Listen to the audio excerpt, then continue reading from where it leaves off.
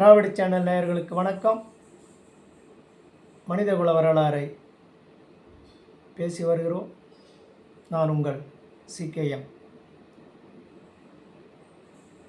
பொது உடைமை சமூகமும் தாய் வழி சமூகமும் இணைந்து மனித குலத்தை நீதி, நியாயம், நேர்மை, மனித இனத்தை பாதுகாக்க வேண்டுமென்றால் சில சட்டத்திட்டங்களை வகுத்து அவர்கள் உருவாக்கிய சட்டங்கள் எதுவாக இருக்கும்? இரவில் பாதுகாப்பதற்கும் இனக்குழுக்களை சுற்றி வேற எந்த மிருகத்தாலையும் பாதிப்பு வரக்கூடாது என்பதற்காக கத்தி, ஈட்டி இது போன்ற ஆயுதங்கள் கொண்டு வயதை நிர்ணயம் செய்திருக்கலாம். இப்படி காவல் தெய்வமாக இருந்தவர்கள் தான் முனீஸ்வரன் என்று சொல்வது. ஒரு கட்டத்தில் 60 வயசு கடந்துட்டான்னு சொன்னால் அவர்கள் கொஞ்சம் அபரிவிதமான ஞானம் வந்துட்ட போல உணர்வார்கள். அப்போது அந்த தியானம், யோகா இதையெல்லாம் அவர்களே உருவாக்கி இருக்க வாய்ப்பு இருக்குது. தனிமையில் அமர்ந்து தியானம் செய்திருக்க வாய்ப்பு இருக்குது. அவர்கள் அதிகமாக இந்த கீரை வகைகளை தான் உணவாக எடுத்திருக்க முடியும். ஏன்னா கீரை வகையை சாப்பிட்டு அவர்கள் தியானத்தில் இருந்திருக்கக்கூடும். அதன் மூலியமாக அவர்களுக்கு ஒரு சக்தியை உணர்ந்தது போல். இப்போ யோகாவெல்லாம் உட்காந்துட்டா சொல்கிறாங்க பார்த்தீங்களா, எனக்கு ஒரு தனி ஒரு தெம்பு வருது. அதுபோல் கதைகளெல்லாம் அப்போது அப்படியே கொஞ்சம் கொஞ்சமாக உருவாக்கி இருக்க வாய்ப்பு இருக்குது. மனிதன் பொது உடைமை சமூகத்தில், தாய் வழி சமூகத்தில், பொது உடைமை சமூகத்திலேருந்து தாய் வழி சமூகம் வந்த பிறகு சில அறிவு ஞானெல்லாம் அவனுக்கு கொஞ்சம் கொஞ்சமாக கிடைத்த பிறகுதான் அவன் தெய்வத்தை உணர்ந்திருக்க முடியும். அப்போல்லாம் பேசியதாக வார்த்தை இருக்க வாய்ப்பில்லை, ஓமஜாடியாக தான் இருந்திருக்க வாய்ப்பு இருக்குது. சூரியனை பார்த்த உடனே நம்ம வணங்கணும்னு அவன் எப்படி நினைக்கிறான்டான்னா, ஆராய்ச்சியாளர்கள் எப்படி சொல்கிறாங்க இதன்னா, ஆரம்பத்திலேயே மனிதன் இருட்டாயிட்டா பயந்துட்டான் அப்படின்லாம் சொல்கிறாங்க. ஒவ்வொரு ஆராய்ச்சியும் ஒவ்வொரு விதமாக இருக்குது.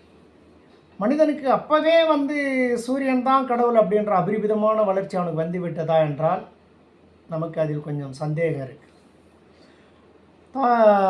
தாய் வழி சமூகத்தில் தான் கடவுளை அவன் ஆய்வு செய்திருக்கக்கூடும். எப்படின்னு சொன்னால், மனித இனத்தை அதிகமாக பெருக்க வேண்டும் என்றால் பெண்கள் தான் குழந்தை பெற்று கொடுக்கிறார்கள். அப்படி இருக்க பெண்கள் தான் நம்முடைய தெய்வம் என்று முதலில் மனிதன் பெண்ணை தான் தெய்வமாக வணங்கியிருக்கான். அதன் பிறகு வளர்ச்சி அடைய சில காலம் வந்த பிறகு என்ன ஆகிருக்கும் யோசிச்சிருப்பான். ஆணும் பெண்ணும் இணையாமல் குழந்தை பிறக்கவில்லை. அப்படி என்றால் பெண்ணினம் மட்டுமே தெய்வமாக இருக்க வாய்ப்பில்லை, ஆண் தான் தெய்வம் அப்படின்ற ஒரு முடிவுக்கு வந்திருக்கக்கூடும். அதன் பிறகு இது ஒரு சிலர் அதிக பெரும்பான்மை ஏற்றுக்கொண்ட பிறகு சரி ஆண் தான் கடவுள் அப்படின்னு இருக்கும். இப்போது சக்தியா சிவனா அப்படின்ற பிரச்சனை நம்ம திருவிளையாடலே வந்தது இல்லைங்களா? அதே போல் அந்த காலகட்டத்திலையும் ஆணா பெண்ணா என்ற ஒரு விவாதம் வந்திருக்கும். அப்போ ஆண் இல்லையேல் பெண் இல்லை, பெண் இல்லையேல் ஆண் இல்லை என்கின்ற முடிவுக்கு ஆணும் பெண்ணும் இருவரும் இணைந்து தான் இந்த மனித சமூகத்தை உருவாக்க முடியும். அப்படி என்றால் பொதுவாக ஆணும் பெண்ணும் இணைந்த அர்த்தநாரீஸ்வரர், அன்னைக்கு அர்த்தநாரீஸ்வரர்னு சொல்லலை, லிங்க வடிவம். இன்னைக்கு இன்று வரை பெரிய பெரிய ஆலயங்களில் பார்த்தீங்கன்னு சொன்னால் லிங்க வடிவம் தான் சிலையாக இருக்கும். அதுதான் மனிதன் வணங்கி வந்திருக்கிறான் காலகாலமாக. அதில் யாருமே மாற்றுவதற்கு முயற்சி செய்யலை.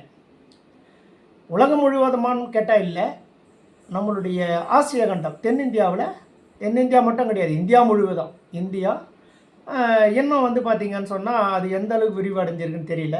லிங்க வடிவம் தான் வணங்கியிருக்கிறான் மனிதன்.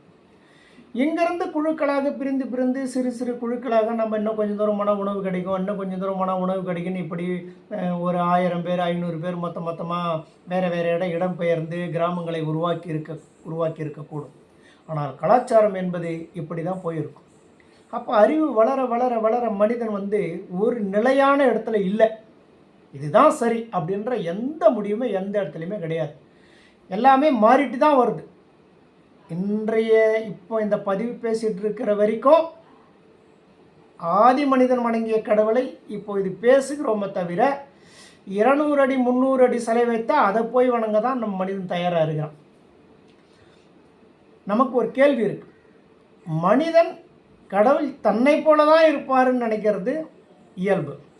அப்போ எல்லா உயிரினமும் அப்படி தான் நினைக்கும், கடவுள் என்னை போல தான் இருப்பான் என்று. ஏன்னா என்னை உருவாக்கிய இறைவன் என்னை போல தான் இருப்பான்னு நினைக்கிறது யதார்த்தம். ஆனால் ஆய்வு என்ன சொல்லுது, அறிவியல் என்ன சொல்லுது, இறைவன் நேரடியாக மனிதனை படைக்கவில்லை.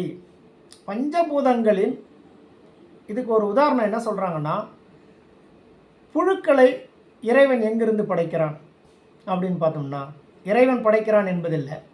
எந்த ஒரு உயிரினம் இறந்து கிடந்தாலும் ஒரு வாரம் 10 நாள் விட்டாங்க போய் பார்த்தோம்னா அத்தனையும் புழுவாக இருக்கும். அந்த புழுக்கள் எப்படி ஒரு உயிரினத்தை அந்த உயிரினம் போல அந்த இன்னொரு உயிரினம் உருவாகலை, மாறு வடிவம் புழுக்களாக உருவாகுது. இப்போ என்ன சொல்கிறான், நமக்கு எப்படி சொல்லி வச்சுருக்கிறோம், இப்போ நமக்கு நீங்கள் இந்த பிறவியில் இறந்து விட்டால் அடுத்த பிறவியில் அதுவாக பிறப்பீங்க இதுவாக பிறப்பீங்கன்னா நீங்கள் சொல்கிறாங்கல்ல, மாடாக பிறப்பீங்க, பன்னியாக பிறப்பீங்க, நாழாக பிறப்பீங்க, இந்த பிறவிக்கு எடுத்துன்றான்ல. ஆனால் எங்கேயே என்ன சொல்லுது, புல்லாகி பூடாய் புழுவாய் பல்விருகமாகி பறவையாய் பாம்பாய் கல்லாய் மனிதராய் பேழாய் கணங்களாய் வல்லசுரராகி முனிவராய் தேவராய் செல்லார் என்ற இத்தாவரச் சங்கமத்துள் எல்லா பிறப்பும் பிறந்திழைத்தேன் எம்பெருமான் மெய்யே உன் பொன்னடிகள் கண்டென்று வீடுற்றேன். அப்போது எல்லா பிறப்பும் நான் பிறந்துட்டு தான் கடைசி பிறவும் மனிதனாக பிறந்திருக்கிறேன், என்னை ஏற்றுக்கொள் என்று சிவனிடம் மன்றாடுவதாக இந்த பாடல் சொல்கிறது. அப்படி என்றால் இந்த பாடலுக்கு புறம்பாக இல்லையா, நீ இறந்து விட்டால் அடுத்து அது வேறு ஒரு உயிரினங்களாக நீ பிறப்பாய் என்று. ஆக நமக்கு இதில் கேள்வி இருக்குது. அடுத்து பார்த்திங்கன்னா, சைனாவில் ஒரு உணவு மிக சிறப்பான உணவுன்னு சொல்லப்படுது. ஒரு பன்றி, அந்த பன்றியை கொன்று இந்த ட்ரம்மில் போட்டு மூடி மண்ணில் புதைச்சிடுவாங்க. அதுக்கு ஒரு சில நாட்கள் கணக்கு இருக்குது. அதை அப்போ அந்த ட்ரம் எடுத்து பார்த்தோம்னு சொன்னால் ஒரு புழு இருக்குன்றாங்க. அது என்ன, ஒரு பன்னியாக போட்டது ஒரு புழுவாக இருக்குது அப்படின்னு சொன்னால் அந்த பன்றி முழுவதும் புழுக்களாக மாறிடும். அதில் ஒரு புழுவை இன்னொரு புழு தின்று உயிர் வாழ்ந்து அது ஒரு புழுவாக இருக்கும் அப்படின்னு சொல்கிறாங்க. சைனாவில் மிக சிறந்த உணவு இது என்று உயர்ந்த அசைவம் இந்த புழு தான் அப்படின்னு சொல்லப்படுது. அதுபோல் உயிரினம் என்பது இறைவனால் நேரடியாக படைக்கப்படுகிறது என்பது அறிவியலுக்கு புறம்பானது என்று அறிவியல் ஆராய்ச்சியாளர்கள் சொல்கிறார்கள். இதுதான் கல்வியா செல்வமா வீரமான்ற எல்லாத்துலேயுமே ஆணா பெண்ணா, முட்டையிலேருந்து கோழி வந்ததா கோயிலேருந்து முட்டை வந்ததா இப்படிலாம் சொல்கிறாங்க இல்லைங்களா. நாம் ஆன்மீகத்தையும் புறக்கணிக்க முடியாது, அறிவியலையும் புறக்கணிக்க முடியாது. அறிவியலும் ஆன்மீகமும் இணைந்தது தான் இந்த புவி உலகம்.